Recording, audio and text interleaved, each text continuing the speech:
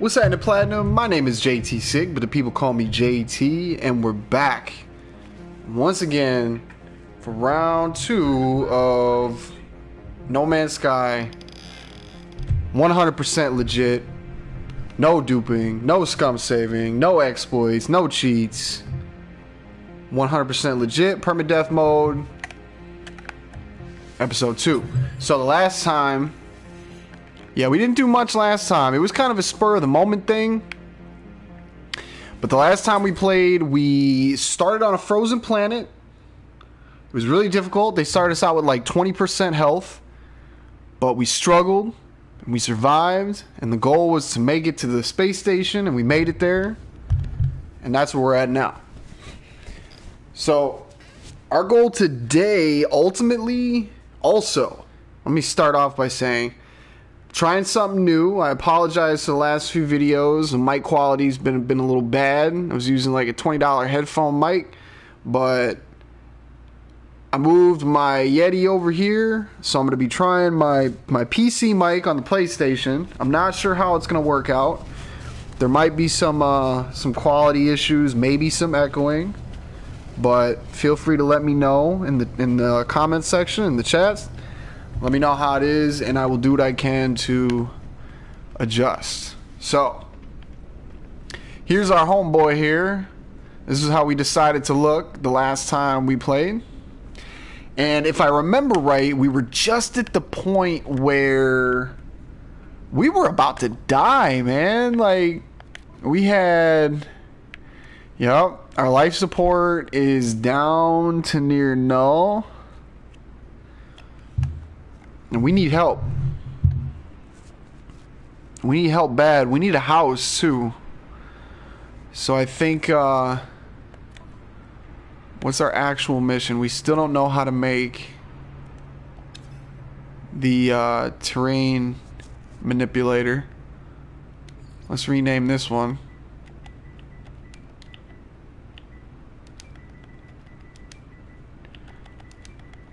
Hardcore, fam. That's how we roll. Alright. So, planetary coordinates, follow the coordinates and find the signal source. So now we got to go back down there and do that. So, I guess let's just get on it. I'm going to take a quick look real quick just to see if I should learn a bunch of words from these guys. I just want to see if they sell the life support, and if so, how much it is. Just cause if I can afford, yeah, okay, so it's 430. That's not a lot. I think I might buy a few of these just to be on point. You know what I mean?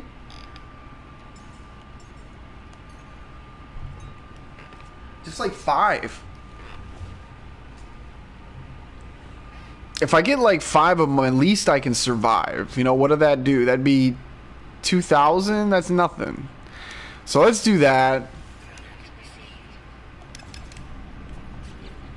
Just cause I don't want to die, man. I really don't. So there we go. So we got 5 there. We're sitting kind of pretty. As pretty as we can be. So we're good there. In fact, let's charge up. Let's charge it up and then buy another one.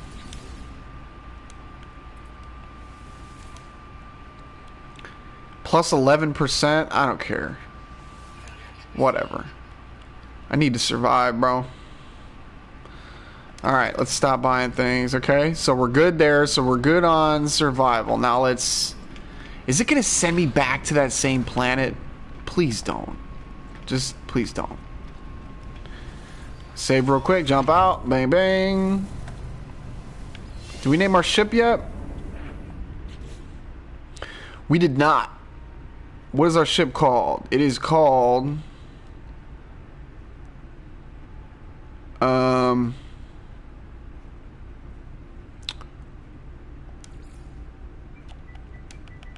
just straight up Yar. Yeah, Yar, man. Alright, so launch thrusters are looking bad. We need some launch fuel.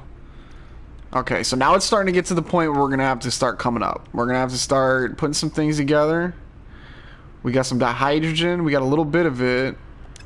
Metal plating is ferrite. So let's do 50. We only got one of those. Let's do that. Then that.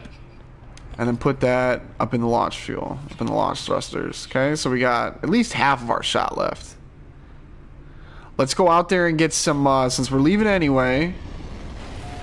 Let's take off. And let's go pick up some, let's go pick up some tritium? Tritium? The white stuff. Pick up some of the white stuff. So we can, use our thrusters to get around. Not getting much luck. What is this over here? Is this the planet that we came off of? You discovered this. Kendon 7. Okay. There we go. Got some tritium. Tritium.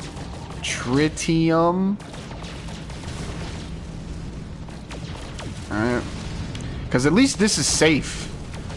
I mean, farming on the planet, man, that life support, that's no joke. You die fast. You die really fast. Unknown planet. Okay, so we gotta discover this one. What kind of stuff do we have on here? I always do that. I always mess up the scans. Come back at it again.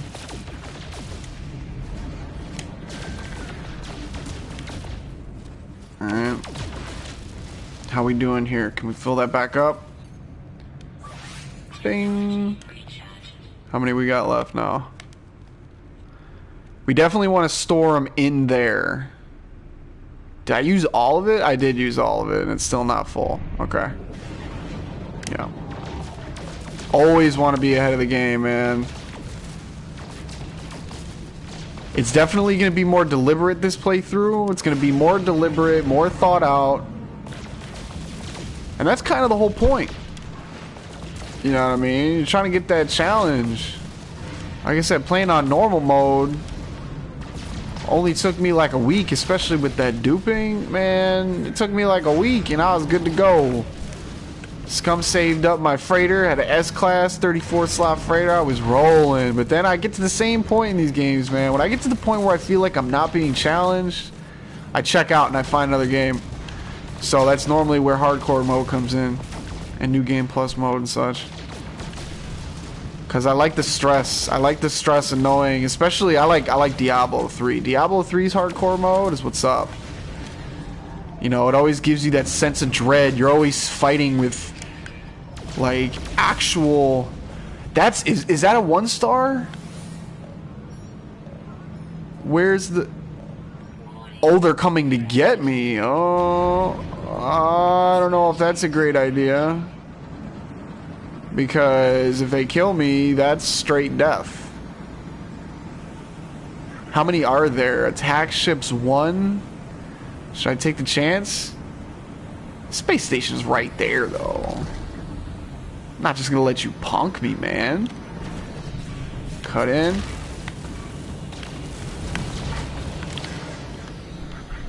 With this default ship. Oh my goodness, this is bad. Look, got him. I'm not the one.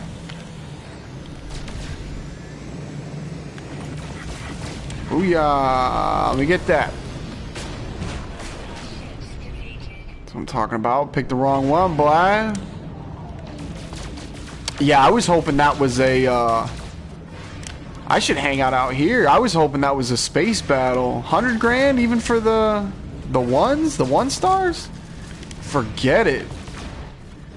I'm sitting there trying to buy. I can't even afford $1,000 for an upgrade on my backpack. 100,000 right now would be lovely, absolutely lovely. So we'll hang out here a little bit, at least until we get this to full. What is it? 500? Yeah, we'll get that. We'll get the tritium to 500. If by the time we get it to 500, we don't get a ship, we're gonna go ahead and continue on with the mission. But I want to be prepared, and I'm not really worried about the silver and gold. That will just sell. But I want to be able to get around. 340. Okay, keep going. Yeah, 100 grand. That's a lot, man. That's a lot right now. Like, I was talking about, what did I have? Like 870 million or something on my main on normal? To like 11 grand. I got 11 grand in my name, dude. I can't even buy a Kia. Like, what's really going on here? Alright. Are we good? I think we're almost good. I think we're about good. 395? No love? Come on. Hurry it up. Hurry it up. I need to stop saying such words in this mode. Need to just be at peace with this. Mess around, get myself killed. Yeah, I'm definitely gonna put up a fight. Because that's the last thing I want is to die on like day 3. Because I'm gonna have these in playlists on the channel. That's the last thing I want is that like Generation 1, Episode 3. It goes to Generation 2. It's like, oh man, you didn't make it at all, did you? So my goal is to keep getting farther and farther. And the ultimate goal is to complete all the milestones. That's what I think I'm gonna make it official. I think the official challenge. So this would be the first time I say the official challenge until somebody else comes out with this. But I think for me, the real deal Holyfield challenge for permadeath would be to complete all the milestones, get rank 10 in all these, complete all the major storylines, max out your rep in all the factions, and then hit the center of the galaxy. All those things have to be completed before you hit the center of the galaxy, and then once you transition the center, you've completed the permadeath challenge. That's gonna be my official challenge there. So if you're up to it, I'm gonna put it out there. I'm gonna make a video for it and everything. Yeah, man. What you think, Grim? Of course I'm soloing. This one, I'm not actually... I was doing the multiplayer. I'm not just doing solo in this game. I was doing the multiplayer with a few people. But this one, this is the permadeath mode. I still have it turned on. In fact, I think I'm going to turn it off for now. Just because... where is it at? HUD, framework, frame rate, network and voice... Network play off, yeah. For the time being, we're just going to turn this off. I'm soloing right now. Just because, bro, I've never played survival in this game. I went straight from normal to, this is permadeath. I skipped survival entirely. So, I'm trying to figure out how much more difficult it is. You know, what the pacing is like. And this is Gen 1. You know what I mean? This is my first character. Bro, let me know, Grim, how is the audio, dude? I'm trying my Yeti now instead of my headset. Is the audio good? Can you hear me clearly? Is it loud enough? Let me know how it be, man. But yeah, definitely flying solo on this one, bro. That's the challenge. That's the real challenge. And I'm sitting here babbling on. I think we're good. Yeah, we're good on this here. So let's take off. So we're good here. Let's go hit up the objective. I really want to drop on all these other planets, but man, we really can't afford any frivolous activities on this mode, man. It takes so much time to get things put together. Not a drastic amount, but definitely more that you don't want to just be running around doing crazy stuff. Audio's great, my man. That's what I'm talking about. Thank you. Yeah, that was a big complaint I had on the last one, was that the audio's too quiet, but that's like a $20 headset, man. I got this 100 some odd. Okay, here we go. Oh, it's just another battle. I want that 100 stacks, man. Give me a fight, dude. You're gonna come at me for some silver? That's bogus, dude. Alright, so I should get paid for these. Oh, this is 2. I'm gonna run from this one if I can. I was just talking to somebody who was telling me that, because I didn't think you could outrun. Oh, these are pirates. Pirates are harder to shake. It's the sentinels that you can get rid of. Apparently, you can put some distance on them when you kill them. but I think I'm pretty much stuck here. Wow, so that's it, huh? You gotta fight. So, if I can't run, and I have to fight these two. Oh, did I shake them? I shook them. Bad. I was just gonna say, man, if I can't shake those two and I have to fight them, I'm gonna die. Like, I could barely take out that one, man. That's the last thing I need to do is take a chance this early in the game. But that's good. Okay, at least we can get away. That's the important thing. What you raiding, bro? You what raiding? What are you doing? Destiny? You still playing Destiny 2? Destiny 2. That's what's up, man. That's what's up. No, I heard that. Like I said, man, it sucks. It sucks that they did it the way that they did. I want to play Destiny. I enjoyed it. I still enjoy the gunplay. I still enjoy just running around because, you know, I'm a grinder, dude. I didn't care about the story in the first one, really. I've heard all the stories, man. It takes a Kojima at this point to try to give me an interesting story. But I'm just disappointed in the fact I'm not trying to be dropping $60 a game and then the next year not be able to play it with people. That was just... I'll wait, bro. I'll wait till the DLC gets included. Like, they put everything into like a $50 package or something. Then I'll jump in and I'll be seeing you. But to drop another hundo on that game after I don't even feel like I got my $60 worth, I can't do it. But I definitely can't hate on you if you're already there. Like I said, if I already had it, if I had a season's pass or something like that, I'd be jamming it with you right now. Because I didn't mind it. Deep gurgle and the gek emits gas. Packet of smells delightful. Creature wipes her empty hands and beams me with pleasure. What you trying to get freaky with me, little gek? You trying to get freaky with your little bug eyes? Like, let's give him some sodium. They pay for my contribution, but would perhaps... Man, I don't care what you did or didn't want, man. Just give me my money. Hey! We can't afford you with your 22 slot self. We're just gonna keep moving right on.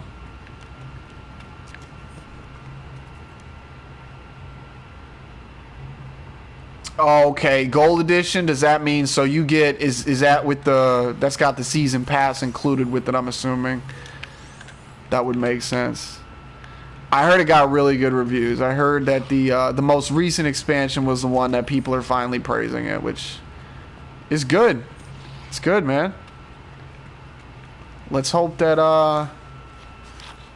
by the time they get around to 3, there's still a big enough fan base for them people to care. Like, you know what I mean? I can't hate though, man. You know what? I like ratings. I like games like that. I like PvE style games. I like really difficult situations that require people to come together and raid, dude. I'm an MMO style player, man. I like them raids. I can't afford any of this stuff, so we're just gonna keep on moving. Alright. But yeah, man, this is gonna be my dig for a little while because the challenge though, man. This is a serious challenge here. But I will succeed. It's the only way I know how.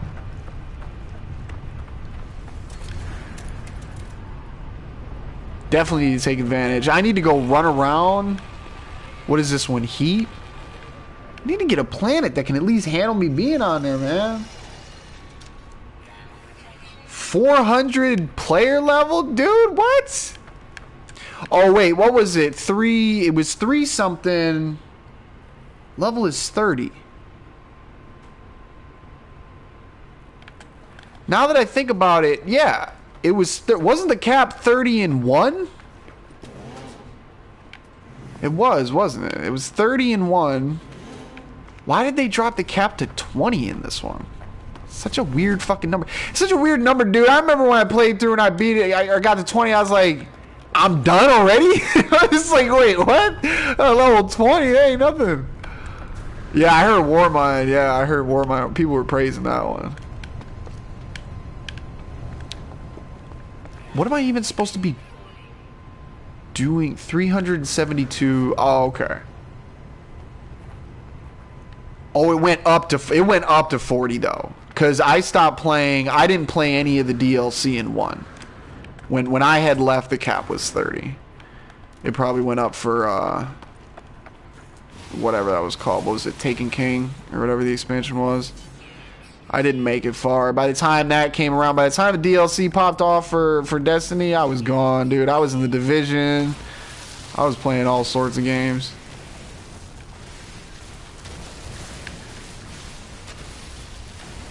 I don't know, my style's definitely changing though too. That's normally my gig. My gig is usually those style games like looter shooters, grinders. But I don't know, man. I feel like I'm evolving as a person and as a gamer. Like I actually like to think more. What I would like to play more is like those 4X games, like your Civs. I love Civ 6, man. If it wasn't more comfortable for me to just be on my PC, I'd be on my PC more than my PS4. But the PS4, it's just so chill, man. But yeah, those are the style games I'm trying to get into nowadays. I'm trying to get into more thinking games. Flex my mental. 350? Dang, dude. So where are you with so how many raids are there in Destiny now? There was the one, and then they added one for Warmind. Let me know, man, how many raids they have now. And if so, I guess the question I'm trying to ask is how many raids do you have still? I guess is what I'm saying. Like, have you completed all the raids in Destiny, or are you still working on getting your light level up to get to the next one? Because that, I feel like that was the only real downside that they had to their strategy of DLC. Because, for example, when you had like your World of Warcrafts, when they would drop DLC, they would drop multiple areas. You know what I mean? Like you would go in and you would, like, they would drop an expansion and you could do a whole raid, but that was just to build up to another raid that they added. There was like progression. That was one thing that I think developers need to stop doing. You can't come out with the DLC and just have a raid, because then it's like, you know, you gotta have something to go with it. You know what I mean? Like, you gotta have some other content. Otherwise, people are just gonna fly through it, and then it's like, all right, well, now what? Just different difficulties? Yeah, I mean, I guess you can do it that way too.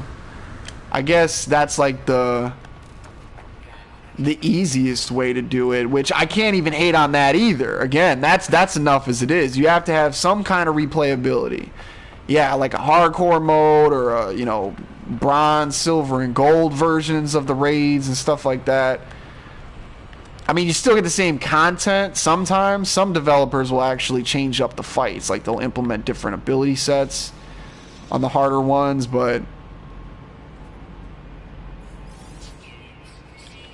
what's up, Pete? There you go, right there, Grim. There goes Teriyaki in the chat, bro. There she go, right there.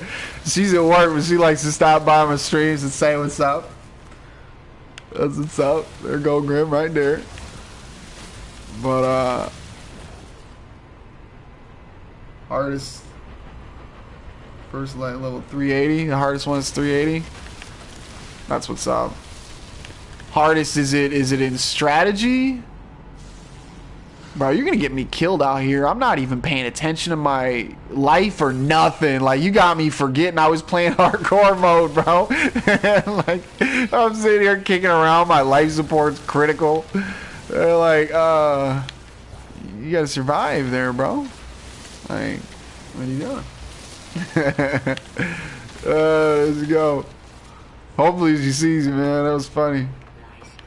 Yeah, she was like, he called me, he was calling me jerky. I was like, no, man, he was calling you teriyaki. Teriyaki jerky. Like, oh, man. All right, focus. Okay, now let me get my health back up a little bit before I lose myself and my whole generation on this little notion here. Scan, scan, scan, scan. Yeah, y'all talk amongst yourselves for a minute, man, before I die. Okay, got that. I need to get this dihydrogen, man. I don't know what I'm gonna do without it.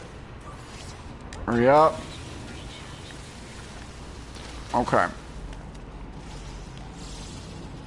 Yeah, I think 10 seconds. 10 seconds. Oh, hurry up. Boom. Boom.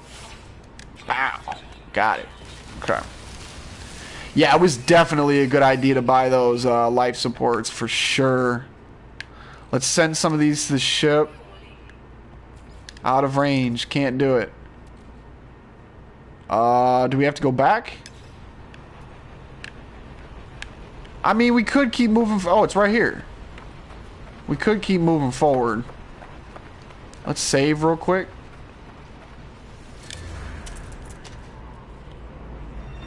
There we go. Yeah, Bean, this is the mic right here. This is the, I'm using the Yeti. I'm using the Yeti on the PlayStation. It's working pretty good. The only unfortunate thing is I can't use the headset at the same time. When I plug my headphones back in, it overrides the mic. I couldn't get them to work separately, so that's unfortunate, but whatever. We're working on it. We're getting there. Base computer, terrain manipulator. Yeah. Let me get all that. Let me get all them things. The carbon nanotubes. I need the carbon nanotubes and the jelly. So let's use some oxygen real quick. Don't like dying. Let's make some. Where did I get that cobalt from? Let's break that sodium down so that we can make. That's not gonna help. All right, hold on. Let's throw down the refiner. Charge that bad boy up. Put some condensed in there.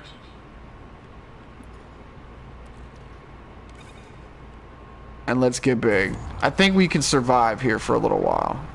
I really don't want to just be standing out here because I'm going to be losing my hazard protection, but whatever. We're going to let that do its thing. There we go. Moving on up. Setting up. Bro, now is the time to get it, dude. Look, man, $28. Are you serious? Like, see, where certain developers just tax you. Other developers, see, Destiny, Bungie's one of those companies where they should have bent over. They really should have. They should have seen how badly their game was received, and they should have done something. They should have been like, okay, we get it. Next round's on us. Like, free emote or free something, dude. They came out with this expansion for No Man's Sky, and they slashed the price, bro. They easily could have been like, this was the best expansion we've ever come out with. The game's actually valid now. It's worth $60 now, and they could have just left it at $60. But now's the time to get it, bro. You can't knock $30 for this game, dude. I mean, if this is your style, like if base building, exploratory style games is at all your gig, for sure, dude. $30 ain't nothing for this. 60, I still think even at $60, it's kind of pushing it. Kinda. Just because, I don't know. It's all, I could see this as being a $40 game. Because as far as content, there really isn't much. Yeah, you've got NPCs. Yeah, you got a journey to the center. Yeah, you've got like this background story. But this is the style game that's more like Absolver to me, or like a Journey, a little bit more than Journey, but along the same lines. Like its art style and its delivery is what's good about it. You really don't care about the story, so it's just kind of lacking there. You know what I mean? Which I don't mind. But in games like that, when it's like that, you shouldn't have to pay like a steep $60 for the whole experience. $30 is definitely feasible. But let me know, dude. Let me know if you rock out, man. This game is definitely better multiplayer, that's for sure. It's weird how it comes together, but I'm sure that they're gonna make it better. Conan, no, man. I want to. I've been following it. You know me, I'm a fan. I like Ark. And that was very, I like those style games. It's kind of like this, too. You go around, get your resources, build your bases. But, I didn't get into Conan. I think the only reason I didn't is just because it's too close to Ark. I had the season, not the season pass. No, I got the DLCs for cheap on Ark. And, it's on sale. How cheap is it, dude? I should check it. You know, my wife is gonna get so mad at you. He's like, get it, it's on sale. Check it, bro. Since you're gonna put me in the pocket, dude. If it's what is it like $30? How cheap is it? I'll go in with you, dude. You ride with me in No Man's Sky, dude. I'll pick up Conan and ride with you, dude. Like, I'll rock out. With my thing out, because that's how Conan is. What else do we got to burn? Let's put the carbon in there. There we go. Actually, when it released, wasn't it on sale? I don't even think Conan released it $60. Didn't it have a sale almost immediately? I thought it was like 40 or 50 right when it came out. I can't remember. Unidentified.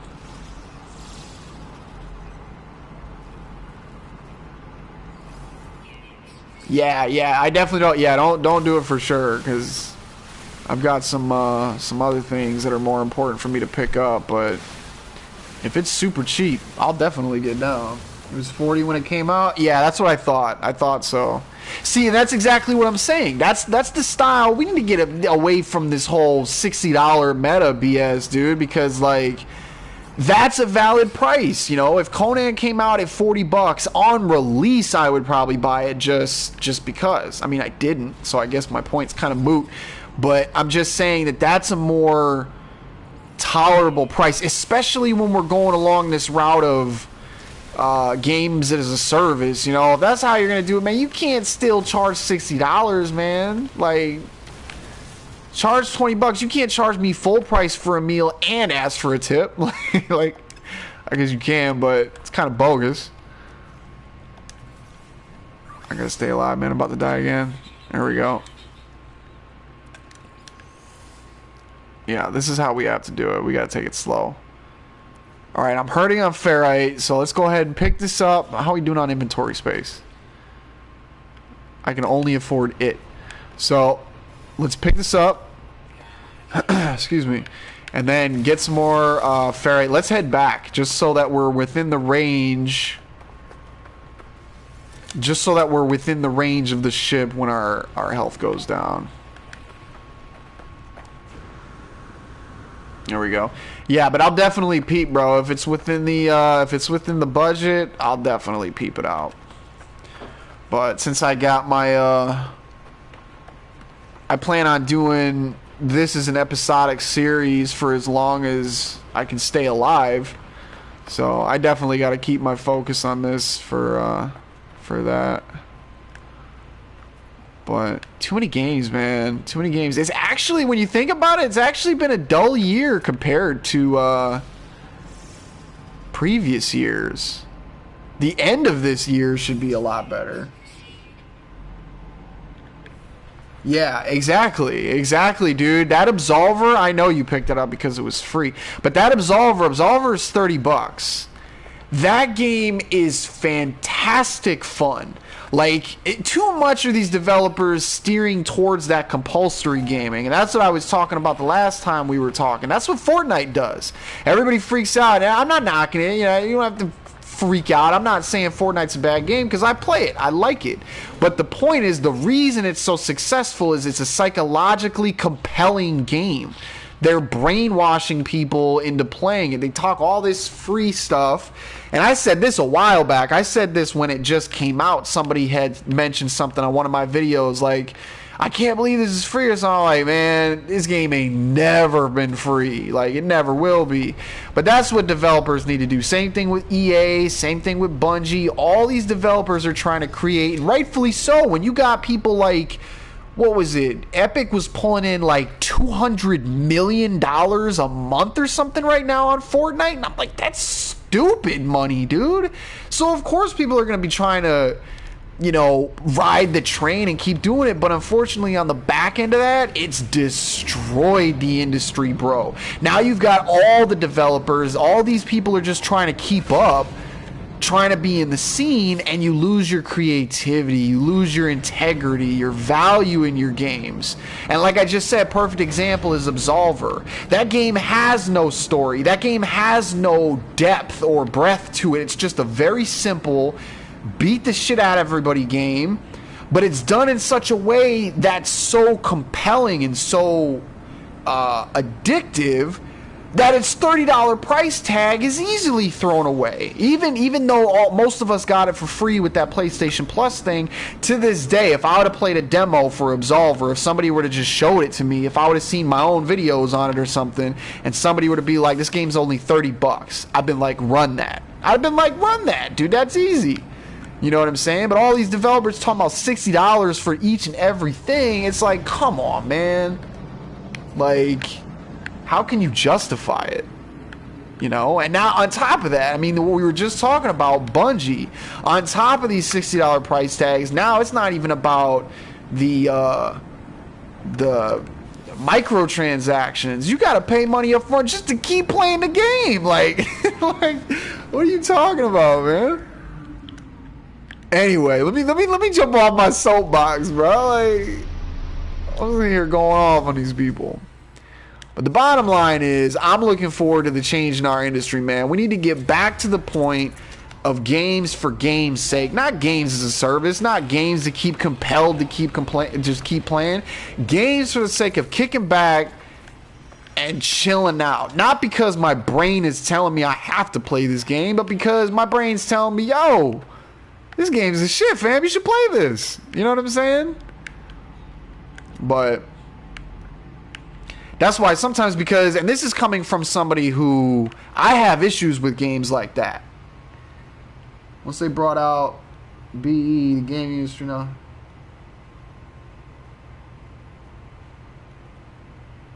Yeah, BR, yeah, see? And you're right, bro. You know, and you killed it with what you just said, because that's the feeling that when it comes down to it, integrity is everything. If you have a developer that has good integrity, I'll use, and it's different. Everybody's got their own, you know, favorite developers, but I'll use Bethesda. For me, for most of my life, I've been a fan of Bethesda games. I've always liked RPGs. I've spent over 400 hours in Oblivion, bro, and I've still never beat that game, right? My loyalty to that company is through their delivery of their products. Same thing with Square Enix. Square Enix has also been a very reliable company. In the past, they'll keep coming out with hits, and I'll stick by them. You know what I'm saying? Epic was one of those companies that before Fortnite came out, if you would have asked me how I felt about Epic, I'd have been like, bro, that is one of the only legit developers still left, because Paragon was my shiz, dude. Paragon, I spent so much time playing that game that I couldn't say anything but good things about Epic. The way that they babied that and they listened to the community and constantly kept evolving it into what everybody wanted it to be. I dropped hundreds of dollars on that Ultimate Edition on Fortnite before it released, bro. I had the Ultimate Edition before I even seen what the game was going to be. Now, granted, that was the lesson. Look at me, just talking, and I found a ship. Granted, I don't do that now. So you can knock me for all you want for dropping $100 on a game that never came out. But that was a lesson I had to learn. But that was because I had faith in the company as a whole because of their history. But then once you switch it up like that, now if Epic were to come out with a game, my reserves are much higher. I'm definitely not dropping hundreds of dollars on their game off the beat. I'm definitely not going all in on them as a company because I don't trust them. Because I've seen, yes, you make good games, you make compelling games, but it's way too obvious to me what you're trying to do. It'll work with the kids. It's going to work with the masses because they're too young to understand what's happening. But old school gamers that have been here since the beginning, we look at these petty little things and it's like, dude, you're going to have me running around on this treadmill all day? Really? I can see what you're doing. Oh! Yo. See what happens? See what happens? Just complain. That's all you got to do. You just got to complain about the gaming industry. The Orange Jesus is like, speak word, brother, preach. Orange Jesus is like, preach, bro, here. He's like, man, I feel you. We need to change the world one game at a time. He's like, with that, let me give you this ship. Yeah. Trap Life, my man, I didn't even see your comment, bro. I'm sorry, I was in my zone. What'd you say? You said, new to the game. Do I play on PS4? Yes, sir. This is the PS4 version that we're playing right now. And it's real slick, bro. This is hardcore mode. I'm playing Permadeath right now. But definitely a fun game. Pick it up now, $30. I can't complain. For $30, you can't beat it. You really can't. I'm very honest with when I say a game is worth what it's worth. Because if you just heard me talking, I'm not the type of person that's just like pay $60 for anything. But this game for $30, you can't knock it.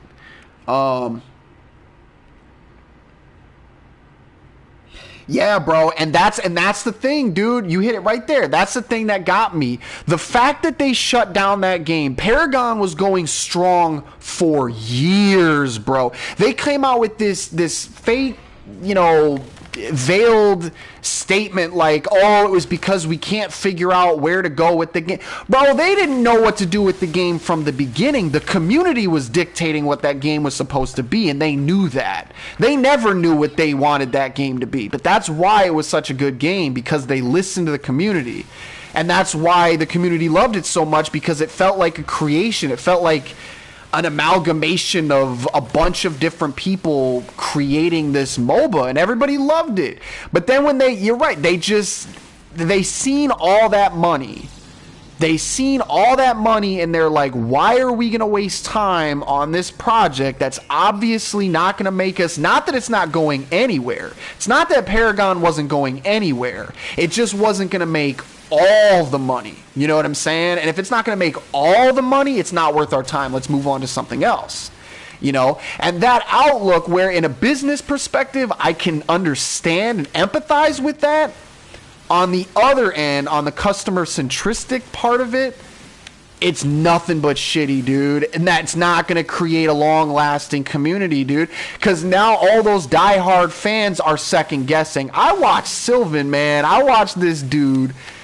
I used to watch this dude do videos on Paragon. I watched this man cry when that game got shut down. Cry because of how bad it hurt him. And that's like, you could argue it's his fault for getting that into a game in the first place that's in early access. But then again, can you fault him? Because it's like, if your game is in early access for 4 years, bro, that's a long time that you've impacted somebody else's life. For you to just be like, all right, never mind, and just walk off, that's kind of shiesty. So, I mean, I can't lie. You can tell by my heat and in the emotion of the situation that Epic hurt me, man. They hurt me a little bit. I still play Fortnite when I want to. I still to this day, that is by far, hands down, bar none, the most popular videos on my channel are all Fortnite videos, and that's all anybody ever wants to see from me. And that's fine, I get it. But I'm not a compulsory gamer, bro. I'm old school. I play games because I love to play games. I want to keep playing games, and as soon as I'm done being challenged, as soon as I'm done having fun, I'm gone. You know what I mean? And Fortnite is one of those games that, as far as what I'm into, I'm not into the Battle Royale. I'm just not a PvP dude. I've never been. So for me, when I invested $250 some odd into this Ultimate Edition of this game, it was pitched to me.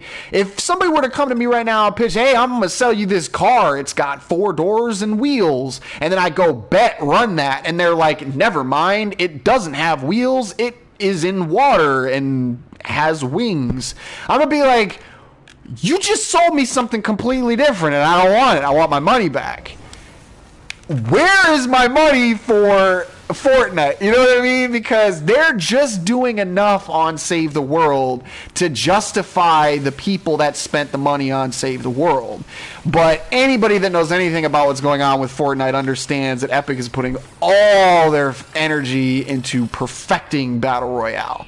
The fact that you can run around in shopping carts in Battle Royale, but you can't in Save the World, the fact that you have various emotes that you have access to and can change them at will in Battle Royale, but can't in Save the World, is enough to show you that their engineers are not trying to make Save the World better. They're doing the absolute bare minimum that they have to make sure that they don't have to start spitting out refunds to all those Ultimate Edition founders. You know what I mean? That's just how I feel. Obviously, I can never know for sure because I don't work for Epic. I'm just one person experiencing what happened firsthand and is not okay with how it went down. And again, I don't blame Epic. I blame myself because I'm the person that's compulsory by nature. But that doesn't mean that I still don't appreciate where the industry that I've loved for so long is going, because man, I can't afford it. I'm not big balling. I'm not even gonna lie. I'm not big balling like the world. I'm not trying to spend, bro. Do you know how hard it was for me? And I know these people are probably gonna watch these videos one day and laugh at me, bro. But when I was playing Fortnite originally, you go back to all my old school Fortnite videos, I can't say I was free to play because I spent $200 some odd on the Ultimate Edition, but I never bought anything. I never bought credits. I never bought the currency after that. But the people I was hanging out with, the people I was playing with, they were dropping dimes, bro. This cat that I was hanging out with would drop $2,000-$3,000 a day on this game. And I'm not even the pocket of, oh, I'm just hating because the world's got too much money. Bro, if you got your money, spend it. But what I'm trying to say was, it was difficult trying to thrive as a free-to-play player in that game when 90% of the people that were around me were just dropping money. They're all just dropping money, bro. Like, and when they finally started rolling out, so for an example of where this starts to become a problem, Epic started finally rolling out V-Bucks in missions. You know what I mean? They were like, all right, we hear you. We hear you free-to-play players. You can't do anything. Because where I was in the game, I got to Twine Peaks. I was one of the first. There was like a dozen of us. There was like a dozen of us with the first people on PS4 being Twine Peaks. And we were the only ones there. And once we got there, there was nothing else to do. You could not do anything at this time. You can watch all my videos. I could do nothing by myself at that point in the game. I relied on multiplayer gameplay because we pushed ourselves so far into, we were in 70 and 80 missions and we were level 40s. You know what I'm saying? I digress to the point. Epic finally heard what we were saying and they were like, all right, we'll add V-Bucks to missions. So they did. So now there's a random chance every once in a while you get a mission where there's 25, 50 V-Bucks. Bet, right? It doesn't help when I'm the free-to-play dude, right? So I'm like, I'm seeing these missions and I'm like, I'm gone. I'm like, bro, let's run that. I'm with my crew of 3, 4, 5 other people that we were running with. I was the only one steady going, bro, let's run that mission right there. Free V-Bucks right there. Let's do that.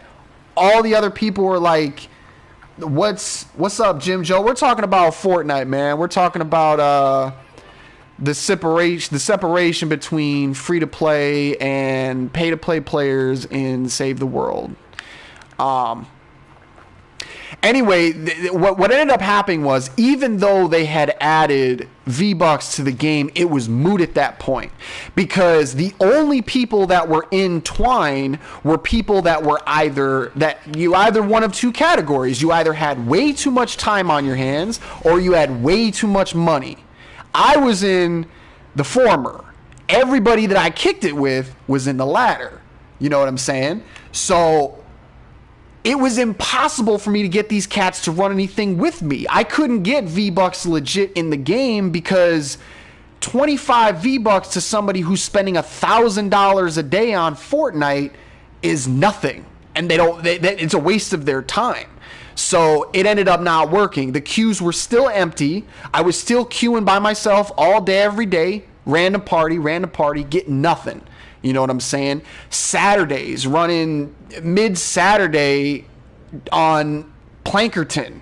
And I'm still not getting hits on parties. I'm like, bro, what? Yeah, exactly. And that's the kind of thing, dude. Like once it gets to that point that it's so blatantly obvious what's happening, I'm the same way, dude. I got to move around.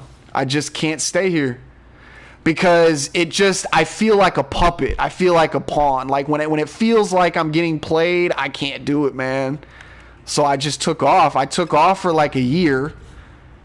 And then people still get amazed. People still get amazed when I say it, dude. They look at all my videos and I'm like, all my videos were recorded before Battle Royale was even a thing. It might have been a thing on the development board. But as far as what the world knew, nobody knew about Battle Royale when I recorded all my videos.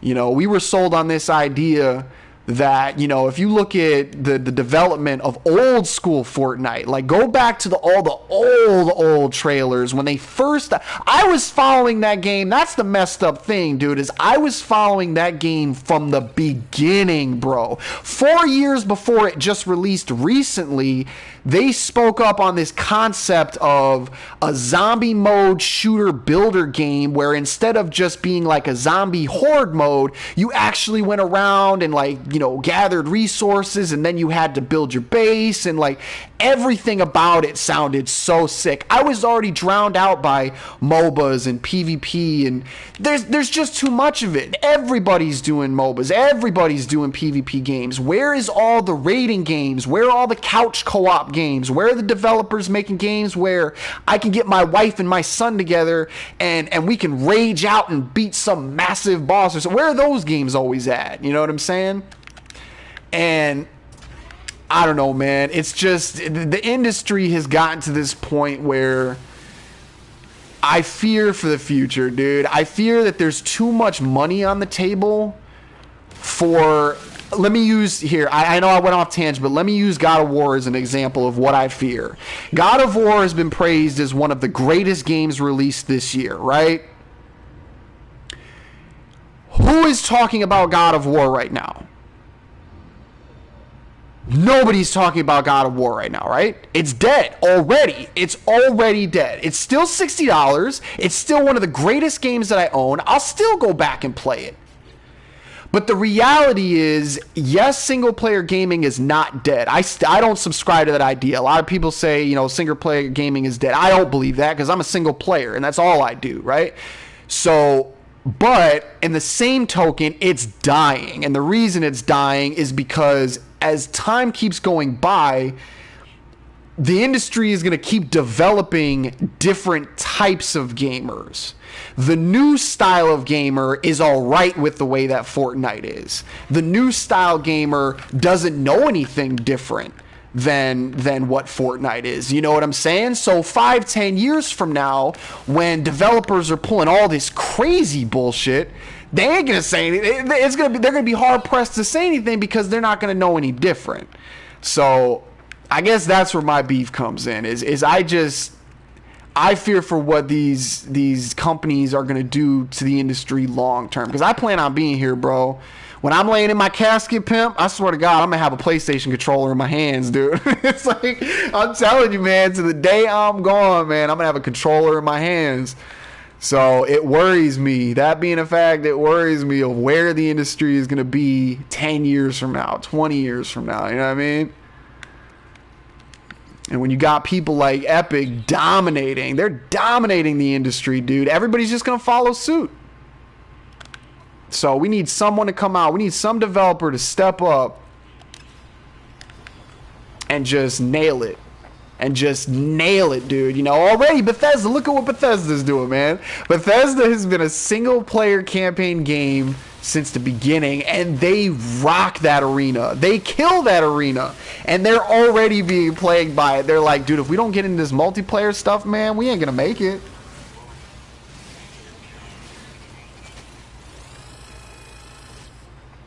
Yep. See, amen, brother. Amen, brother. You're right there. And see, it's hard for people like you and I that feel this way, because it's few and far between that people feel that way anymore. Because like I said, how is a kid supposed to know? How is a kid nowadays, like a 9-10-year-old kid, how are they supposed to know what couch co-op games were like? How are they supposed to know what arcade games were like?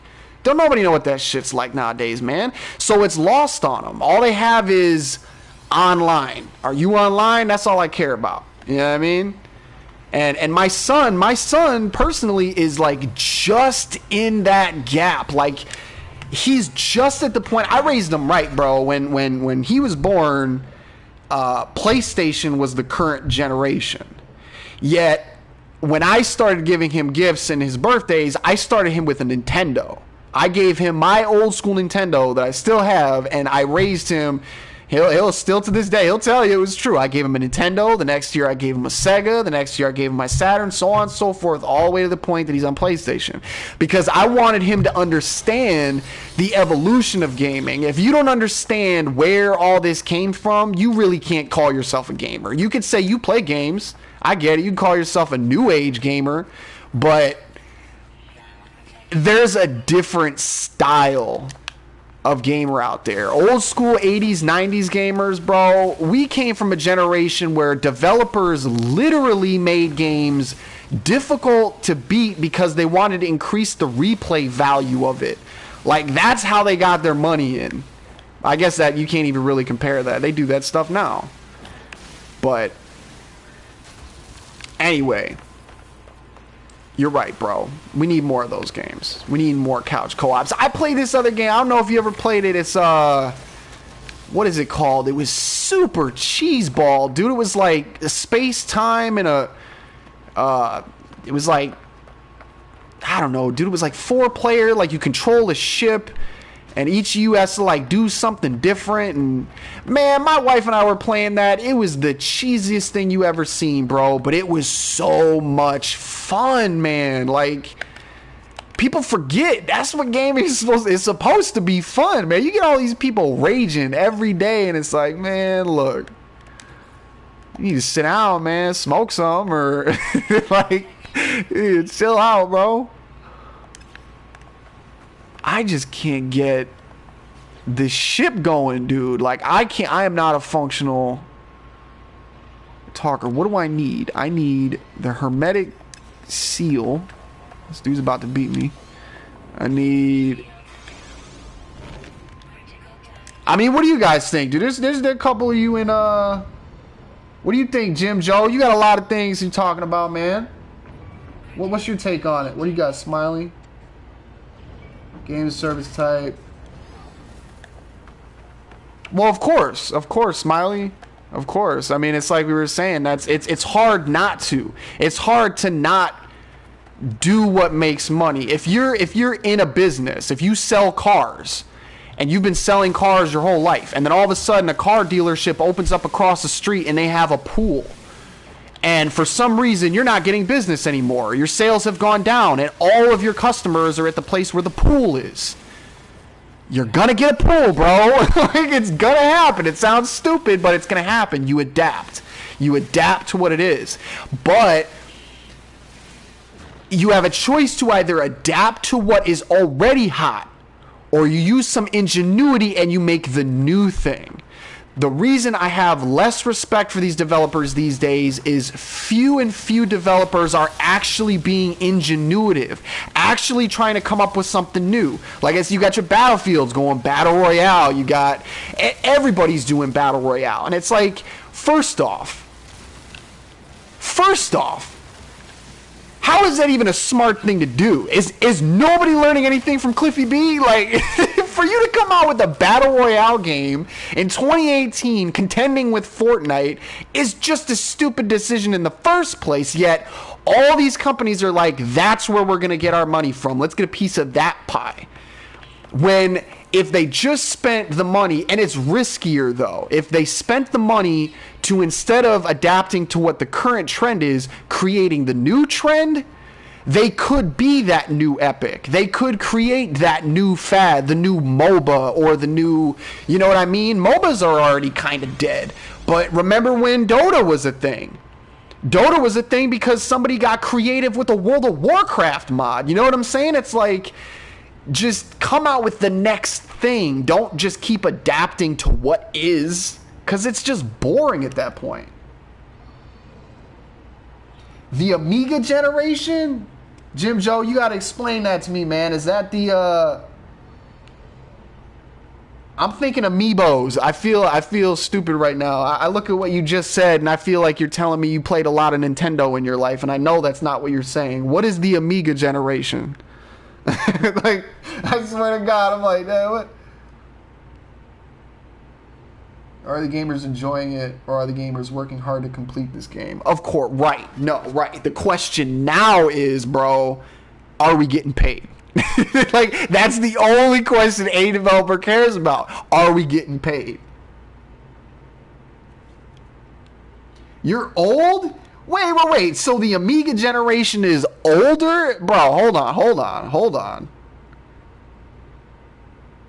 One of the first gaming machines. So I got some older cats in the chat. Well, first off, let me welcome y'all. I didn't know all that. Let me welcome y'all, man. I apologize. I get used to, most of the people that come through my chats are screaming, talking about me playing Fortnite and all this. I apologize. That's what's up, first off. Hey, that's what's up. Kavothi. I appreciate you, man. Welcome to the chat. Feel free to pitch in if you want to. So you're part of the Amiga generation. So what's your take then, Joe? If everything I'm saying, I'm an 80s gamer. I was raised when I was my first system I was given was the NES when I was 5. So I'm an 80s 90s gamer.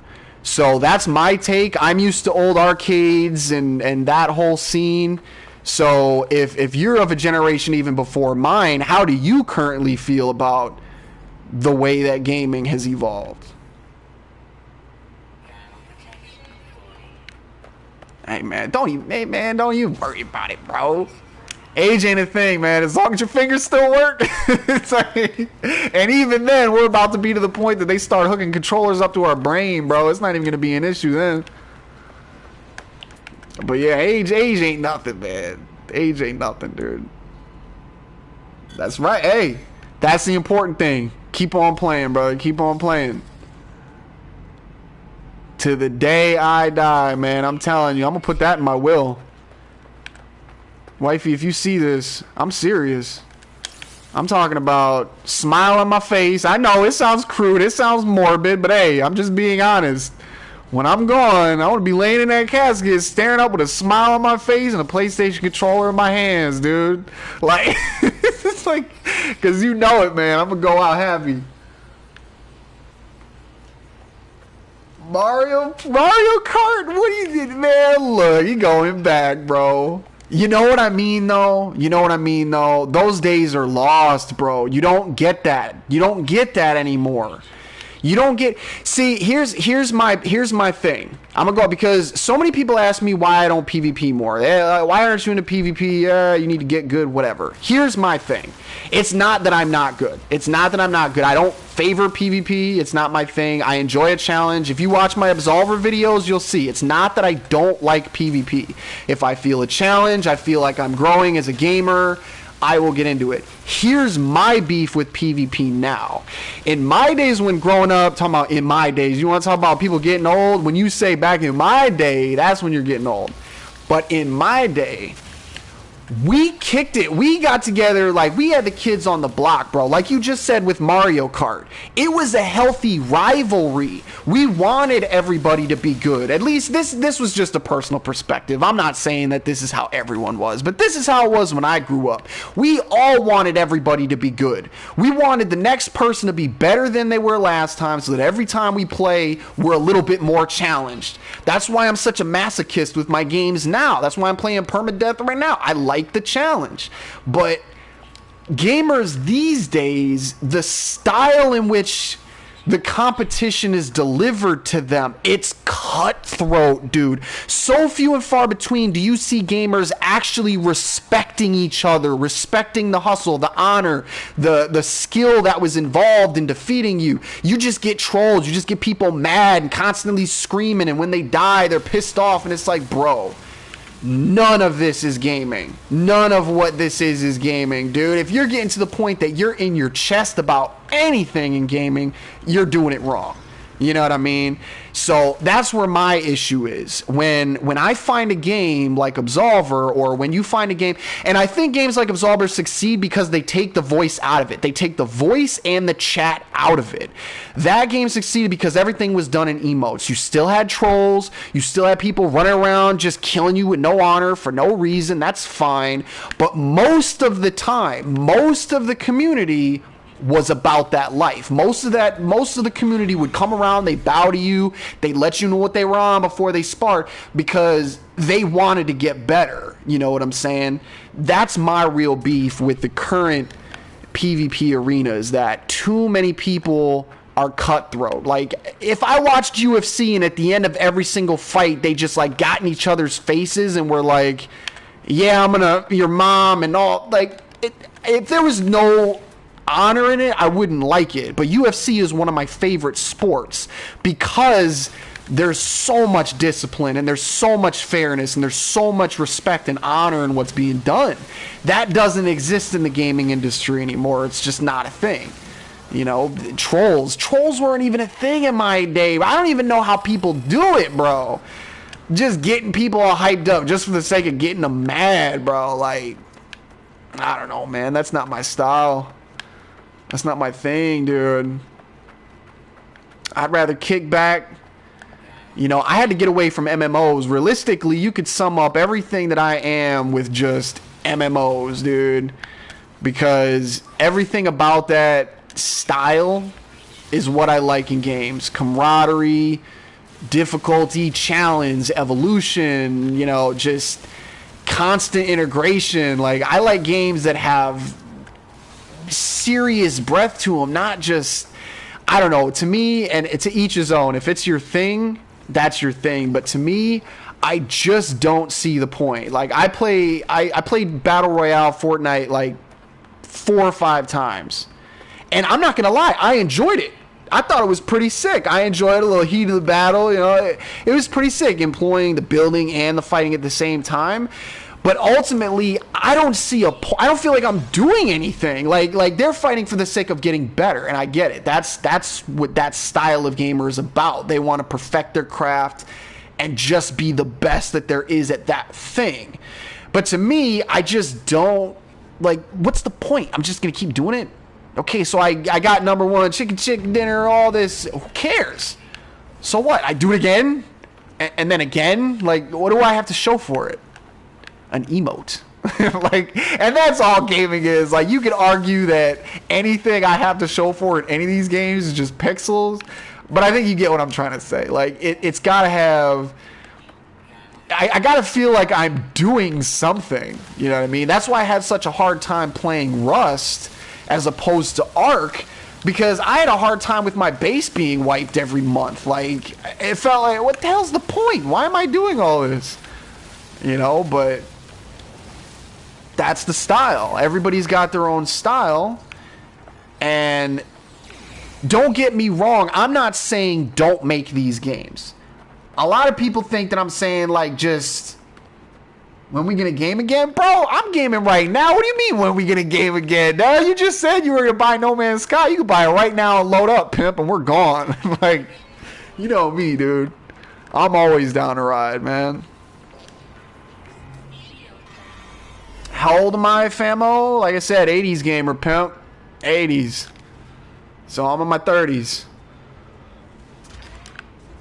But yeah, it was just past, I think in fact, Nintendo had just released in America. What do I got? I think it was released in America like a year after I was born. What do I got, bro? You asked me this before, man. I'm all over the place. See, but the thing is, though, I'm trying to be a little bit more consistent with my gameplay. Normally, I'm really all over the place. Like, if you look at my banner that I made for my channel, that pretty much sums up my thing. I've got like Nier Automata, Far Cry, Fortnite. Dude, I'm so eclectic with my games. I'm steadily deleting and re-downloading old games. But yeah, but as far as what I'm into, I'm trying to be more consistent because I really want to start making beneficial videos. I've been doing this YouTube thing just messing around with it for years now. But I really actually want to start trying, like actually trying to make videos instead of just posting whatever gameplay I'm doing. So I'm trying to play the same game for a little bit longer because it's really easy for me to just keep jumping from game to game. So one of the best games made, bro? Really? That's how you feel? And you're old school, so you're coming from some experience. You've got some games. So, okay, so honestly, I just think you're trolling me on that one, dude. Give me one reason that you can justify No Man's Sky is one of the greatest games ever made. That's a bold statement. I agree. I'm telling people when they come to stream, buy the game. It's worth it. I don't know about that there, Jim. That's a little bit much of a statement. I did play VLC 20, C64, Commodore 64. Wow. Long time ago. Wow. If you guys don't mind me asking, how did you come across my channel? I'm only interested because, as I said, literally like 90% of the people that come to this channel are young teenagers. I'm a little bit curious as how you came. Was it a No Man's Sky video that you clicked on, or what was it? Because I would like to appeal to older gamers more my age and above, really. Not to say anything like I got wrong with younger gamers, but I think my rant of the past hour pretty much summarizes my feelings. Like, that's pretty much it. Yo, can I just get some props first off for surviving this long on hardcore mode without even paying attention? Like, I've been sitting here rapping with y'all with like 10% focus on what's going on, and I'm actually still alive. That's pretty amazing. like I was freaking out yesterday, and I had all my attention on the game. Okay. We're out of here.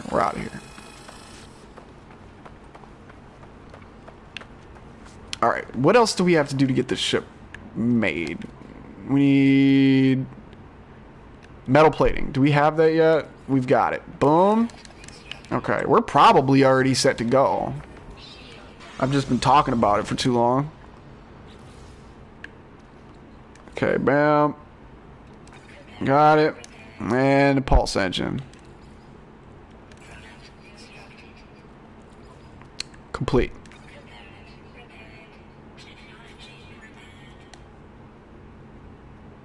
$78 or $79 computer game. Let's see. Computer game. Let's see what you said. You said VLC 20, Commodore 64, Sinclair. First computer game, 78, 79. Let's see if I can guess what that was. I probably can't. I know I probably can't. But 78, 79. So this was... Atari was 82... wasn't it? I think Atari was 82. Commodore 64 was 78? I can't remember. So I'm guessing it was of the...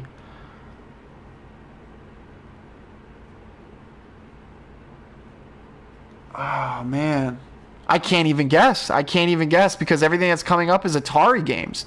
I can't even think of games pre-Atari. Aside from the obvious Pong, Asteroid. You know a game that they need to bring back? Like, we should all petition this, and I know based off the age demographic in this chat right now that you guys are going to agree with me. A game that they need to crowdfund and make like a AAA version of. I'm talking about Cyberpunk 2077 style depth to this game is Oregon Trail. What do you know about some Oregon Trail, family? It's like, could you imagine if they came out with like some, I'm talking about, look at the graphics of Red Dead 2.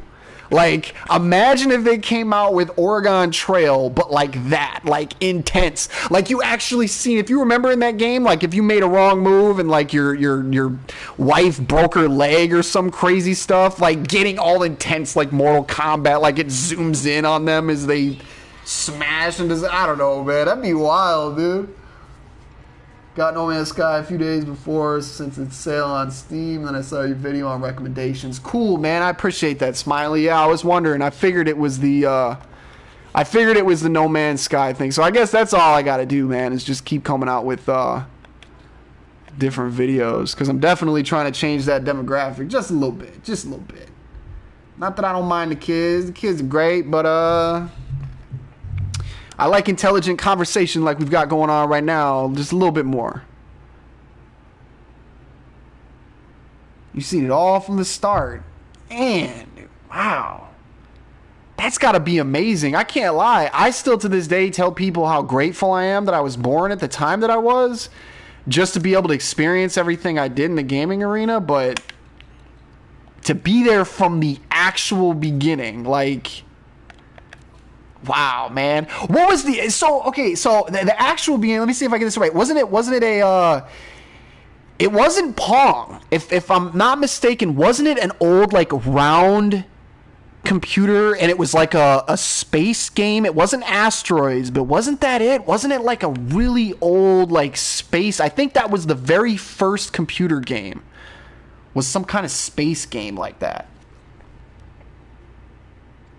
That's what's up. Hey, Jordan, that's what's up, man. Hey, if you can play No Man's Sky and kick it with me, hey, you're winning, bruh. You're winning. No. Pong was not the first, my friend. Pong was definitely not the first. Pong was the first legitimized video game, but before that, as far as like a quote-unquote computer game, like software creating entertainment, Pong, I think, was like... Now I gotta look it up. Y'all got me messed up. No, the first actual game...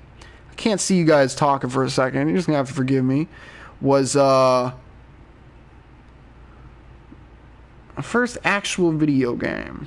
Because it's gonna bug me. I have to look this up, because I feel like I can...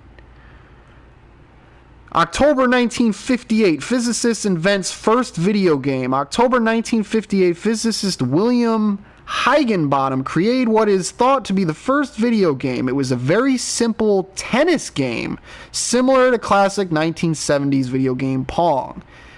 And it was quite a hit in Brookhaven National Laboratory Open House. So you were correct. I could have sworn it was... a space game. So you were correct in the sense that it was definitely a tennis game.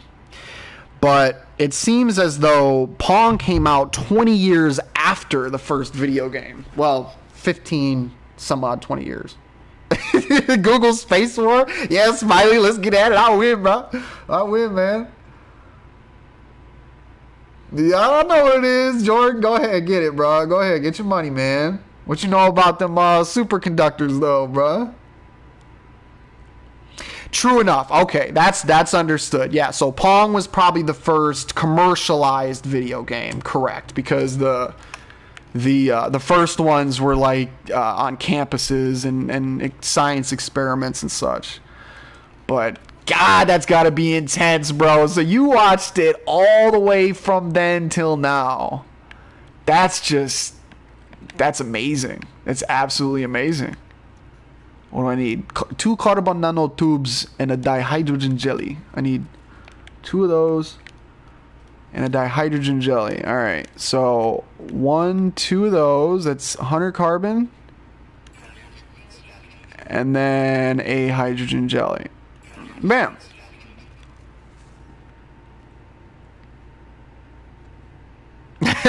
Yeah, no, you're watching the wrong one, not this one. Yeah, Jordan, it's gonna take a while to get to superconductors on this playthrough. Are you playing, Jordan? You playing on normal, survival, or permadeath, bro? What you playing on? Space War, yes. Oh my God, Smiley! I thought you said, "Is it a Google Space War?" I thought you were saying we were all warring to Google. You had it already. Space War, thank you. Yup. That is the game. That is exactly what I'm thinking of. Okay, so we got that.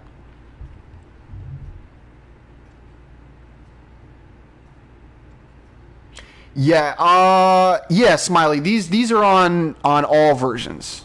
So permadeath is just the hardcore version of survival. So this right here is proof enough to you that you'll be able to find them on your playthrough. I'm on permadeath now, and I just found this super lucky hit in the beginning of the game, dude. Like, this is, come on, man. Like, this is too lucky, is what that is. Yeah, man, I remember watching the documentary of that. That blew my mind, man. They're all just like sitting around this computer like, ooh, look, it's a space game. And then you fast forward to 2018, it's like now the dominating industry, like surpassing movie and music in a shorter amount of time. Okay. Put a little bit of focus in here. I've got to find some copper. A cargo drop. There we go. So, okay, so who was it, Jim? Let me back up. Yeah, you never said anything. They even landed the moon. They even landed on the moon with the Amiga technology. I don't think you ever said anything, Jim. You still got to elaborate on why you think No Man's Sky is the greatest game ever made. I really want you to elaborate on that. Like, I'm interested. I'm not saying you're wrong, because it's a personal opinion, obviously. But I'm very interested to hear a super fan of No Man's Sky and what they think is so super sweet about it. Again, I'm not hating. Don't take it wrong. I'm not saying like you shouldn't. I'm playing it right now. Like, I think it's awesome. I'm just very interested. That statement in of itself was that's probably the first time I've ever heard that. Like, No Man's Sky is the greatest game ever created. Elaborate, please. It's like, it never stops. Hey, I can give you that. It never stops. I can give you that. See? I can give you that. Because that's what happens when you get a developer that cares about their product. You know what I mean? But in all fairness, he should have just kept his mouth shut. Sean Murray, dude, he should have just kept quiet, dude. If Sean Murray would have just shut up, dude, if he would have just been quiet, this game would have come out under the radar, and people would have been like, holy crap, look at this awesome indie game that just came out. It is the greatest thing we've ever seen. It needs to be a AAA title. But he screwed the pooch and made it seem like a AAA title and then didn't deliver. But you are right. It never stops. It keeps evolving, and in the best ways. It is. It's good. It's good. If you just bought it now, if you got it for $30, I can still, depending on your style of game, I can still justify for some people buying this game at the $60 price. Because it really is, at least with what they just did. Before this expansion, I wouldn't have been able to say that. Now with this expansion, I can definitely say that for some people out there, it is still worth the $60 price. But if you just bought it, it's definitely worth what you just paid for it, because it is it's fun, man. And it's challenging. And I think I'm actually going to start having a problem here, because as I'm talking, I'm starting to run out of some pretty crucial materials, and I'm not really getting them back very fast. You got it for like $15, bro. You're winning. You're winning. Like, that's it. You're good. I personally subscribe to the whole hour per dollar. I'm about to die. I'm about to die. Hold on, fellas. Everybody pay attention. I'm about to die here. Oh, it was about to get bad. It's like, okay. All right, I gotta pay attention just a little bit. Just a little bit, dude. That'll piss me off, man. That'll make me so mad if I just get jammed out and just die because I'm just not paying attention. I got it. I got it. See, I'm not used to this. I'm not used to talking and gaming. This is why I originally didn't do it. Everybody always asks me, why don't you talk in your videos? And I'm like, because I want to be good at my game. Like, I don't want to tell you what I'm doing. I want to do what I'm doing. But that doesn't go over so well. I had some very positive, constructive criticism from some people who said that I seem like I could make very good videos, but if I don't open my mouth, it's going to be damn near impossible for me to ever know.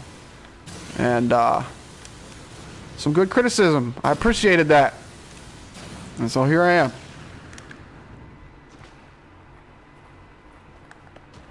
It feels like you in the machine. The hell are you talking about, Joe? Feels like you in the machine. What are you, in the Matrix?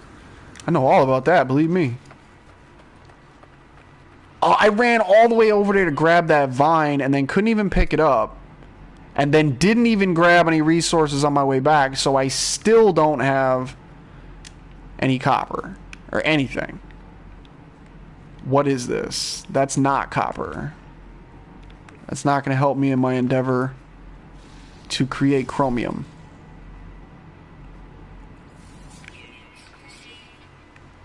God, I'm going to die again, dude. It just doesn't stop.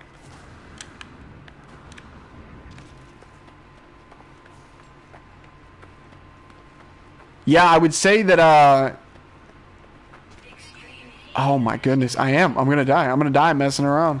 I got to pay attention for a minute here. Okay. Where are we at? Let's reassess. Okay.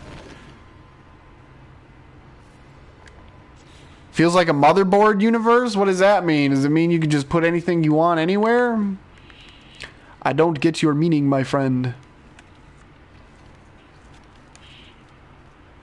I'll definitely be keeping this. Like, dude, I can keep this for a while. This ship is good. How much tech do I have on it? 6 ain't bad. 1, 2, 3 warp drives. Economy, conflict. Teleporter? Be a pretty good lineup. Chromatic metal. That's all I need left. Where is the copper? The copper. Okay. Let's go find... Could I just jump back in my other ship? I don't think that works. Let's head that way. Funny question. I've been playing this game for 6 hours and I still don't get, how do you know if you're going to die? There's 3 bars that can deplete. Very good question, my friend. Okay. So the way that it works is you have a health bar, you have a hazard protection bar, and you have a life support bar. Your health bar is only visible if you're losing health. And what it looks like, if you look in the top left corner, that's my spaceship's health bar. That's the actual health bar. When that meter goes down, then you die. So all those little portions, I'm currently 1 portion shy of max health on my ship's health. Because I got hit, a little sentinel came over and started pew-pewing me a little bit. So that's why that happened. So if it goes all the way down, it's gone. Same thing happens when you're out of your ship. If I were to get hit by a bunch of things, it'll pop up in the left corner. It'll show like 3 little plus signs. That's your health. Your hazard, the one that's red, is your protection from elements. So obvious things. So hazards. So you're freezing, cold, radiation, so on and so forth. Your life support, essentially, if you think of like space, life support is your ability to survive where you are. So you can't live on this planet. If we were to be on this planet and there's no air, you would need life support. And anything that you were to do would take up more life support. So if you started running or jumping in real life, it would take up more life support because you're breathing harder. That's how that works. So that bottom bar right there, that's your life support. When that goes down, you're no longer able to protect yourself from natural existence in space. Not just hazards, but just space in general. So you'll start dying.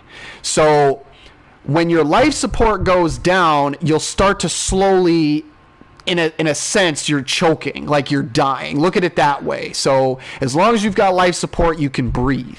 When your life support's gone, you start dying. If your hazard protection is up, your hazard protection will protect your life support from being impacted. I'm sorry, let me rephrase that. Your hazard protection will protect your life from being impacted from hazards. So when my hazard goes all the way down, when that red bar goes all the way down, just standing out here, even if I have full life support, is going to kill me. My life is going to start to go down because the heat is too hot and I'm dying. It doesn't matter that I can breathe. It's too hot, I'm dying, right? So to sum up, your hazard bar can be empty. Your life support bar can still be full and you can still die. Your life support can be empty, your hazard can be full, and you can still die. If that makes sense. Essentially, like in real life, there are multiple things in space that can kill you. The way to look at it is these are the different functions that are protecting you from different things. So I know I probably didn't describe that very well, but in a nutshell, all of the things are important, but at various times. So if you were to go to a dead planet in this game, does that make sense? Okay, cool. If you were to go to a dead planet in this game, there are no hazards because there's no atmosphere, there's no heat, there's no cold, there's nothing. It's just dead air, right? If you were to go to a planet like that and run around, your hazard isn't going to get touched. Your hazard health won't go down at all because there are no hazards. But your life support is going to go down drastically faster than it would on a planet like this, because in order for you to survive on, say, the moon, it's going to take an extreme amount of life support for you to survive. So when going through, and you asked a second ago, because you were saying if you're on survival mode right now, it is crucial for you to understand how these different things work. If you're ever unsure, keep everything up. Like, constantly keep everything up, bro, because at some point, all of them are going to be important. But depending on the circumstance, the reason I ran just now was because my hazard was getting low. My life support was at like 50%, so I really wasn't worried there. But I ran back to the ship because my hazard was at like 10, which meant if it got all the way down, even though my life support was still there, I would die because the heat would kill me. So I had to run back real quick. So yeah.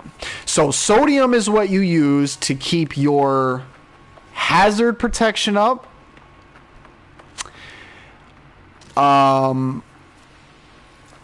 Oxygen is what you use to keep your life support up. And the reason it's so important to do all these things prematurely is your actual life cannot be renewed. You can see it right now. Look in the top corner. That's my life. My actual life is 3 bars. And above that is basically the 4th bar. So once that 4th bar goes down, it's going to drain, and then it's going to keep going down. It's going to eat those bars away. So I'm not having a problem. That happened because I got hit by one of these little buddies right here. So that, again, is a perfect example. I need my oxygen. You can see it right now. That's my life support. So I got to keep this up for me to be able to keep breathing where I am. I got to keep the thermal up. And always use, if you can, if you have it available to you, always use the refined versions of the materials to replenish your stocks. So right now, to replenish my hazard, I could use either sodium, sodium nitrate, or an ion battery. I'm going to choose sodium nitrate over sodium because it's a more efficient use of energy, so you're going to end up spending less resources. Yeah, I know, right, dude? I know, man. I just get hit by them. They come out of left field. Yeah, so I think I explained that enough. I think you pretty much, I think you get it. But what? This isn't copper, man. I can't do anything with sodium. I need copper. What about? Yeah, this isn't good. This isn't good. We're going to have to survive out here. And that's the important thing. If you're going to play on survival mode, you better figure out real fast what the important materials are, how much you need of them, and when you're out of them. Because it can happen really fast. Really, really fast. Always look out for these. Those red crystals, those are great because those give you direct tier 2 carbon. Alright, inventory full. Why do I have... Okay, I can turn that into something. I need some more inventory space. Let's break...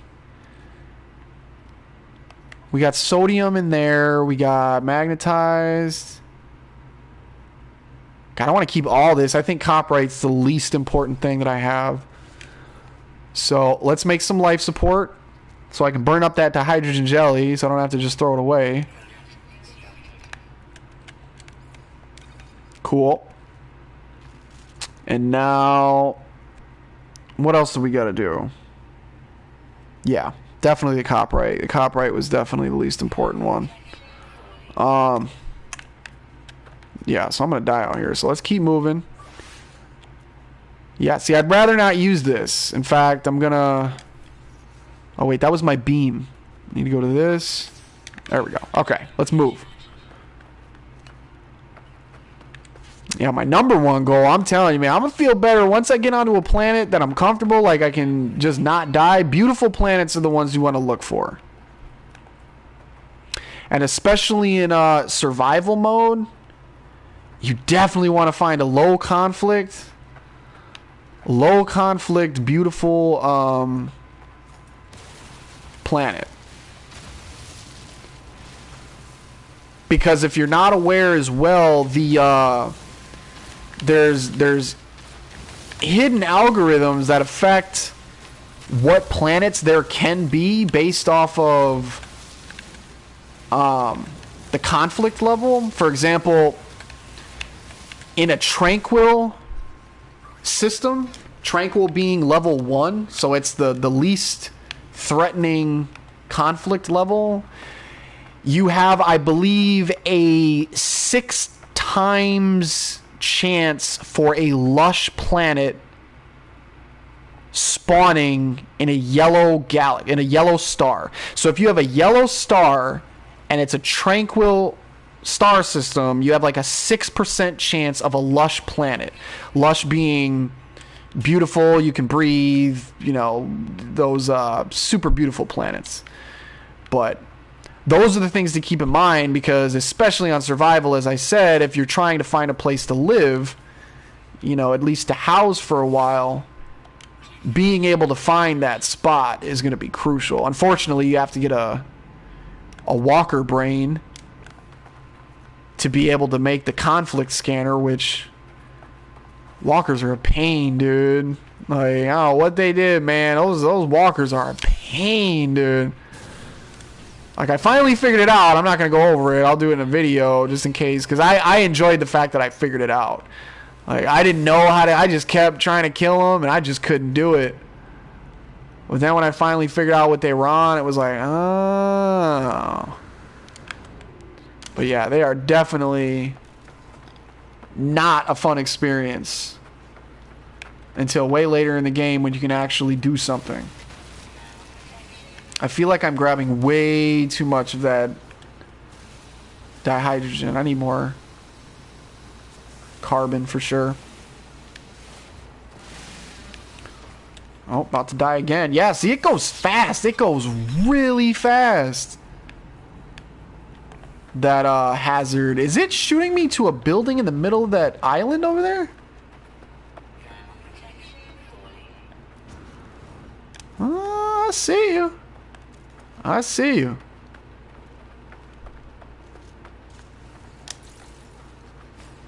Yep. Awesome. Yet it's not a building. It's just a save point. Way out in the middle of nowhere. Those buried tech modules, man. I gotta get some of those too. Start unlocking those blueprints right away. Alright, I'm gonna go over there anyway. I mean, might as well. We're not finding any copper right now anyway, so what do we really got to lose? There we go. Oh, I gotta be careful. I just ran all this way and I forgot I can't summon my ship. Dude, I just failed. How far is it? Oh, no. 5 minutes? I failed.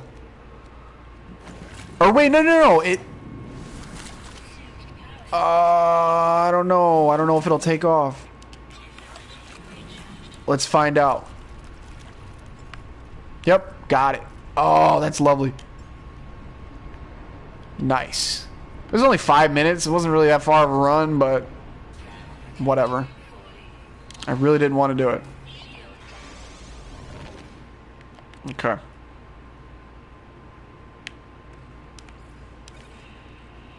Alright. Well, it is break time because it's way too hot in here and I gotta turn that fan back on. So, appreciate the high conflict. Before I go, high conflict. There's an abundance of navigation and drop pod navigation items.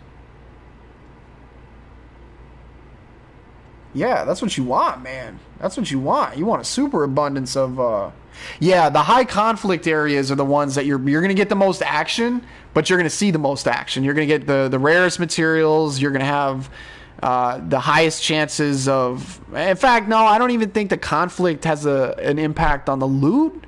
I don't think, like in the boxes and such, it may, but that I'm not 100% of. But I will be back later on today, more than likely, if not, for sure tomorrow. I appreciate you guys stopping by. It's been real, it's been fun, that's my time, but now it's done. My name is JTSick, but the people call me JT, and I will see you in the next one. Peace.